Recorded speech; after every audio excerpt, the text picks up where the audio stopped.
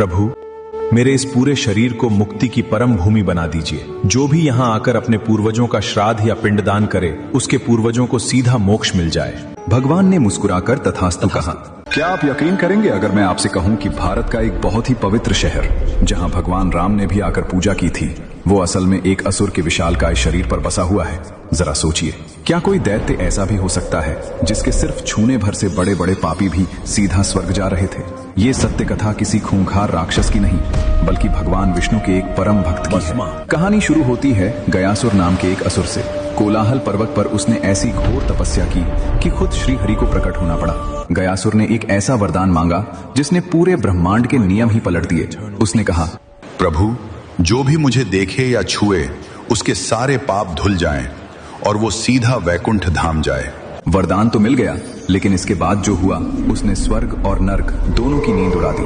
नर्क यानी यमपुरी एकदम खाली हो गई। यमराज परेशान हो गए क्योंकि धरती के महापापी भी गयासुर के विशाल शरीर को छूकर सीधा स्वर्ग पहुंचने लगे। और यहीं से शुरू होती है एक दिव्य योजना। सृष्टि का संतुलन बुरी तरह बिगड़ने के कारण देवताओं ने एक योजना बनाई।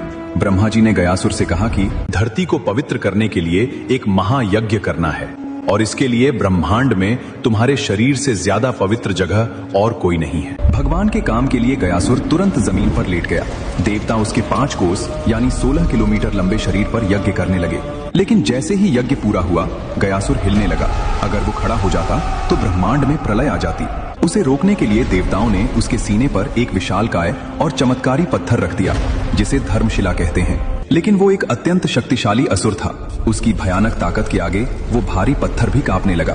तब मजबूर होकर खुद भगवान विष्णु को अन्य देवताओं के साथ उस पत्थर पर आकर खड़ा होना पड़ा। श्री हरि के चरण पड़ते ही गयासुर हमेशा के लिए शांत हो गया। उसने मुस्कुराते हुए कहा, प्रभु, अगर आप मुझे आदेश देते तो मैं वैसे भी नहीं उठता। विष्णु जी उसकी इस निस्वार्थ भक्ति से गदगद हो गए। तब गयासुर ने अपना आखिरी वरदान मांगा।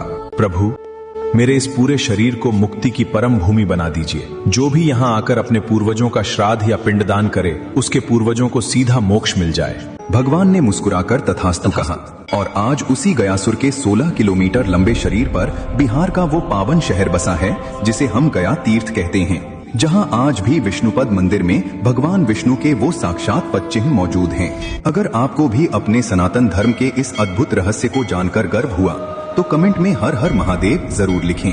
ऐसी ही अद्भुत और दिव्य कथाओं की यात्रा को आगे बढ़ाने में हमारी मदद करें। अभी नीचे दिए गए सुपर थैंक्स बटन पर क्लिक करके अपना योगदान दें। धन्यवाद।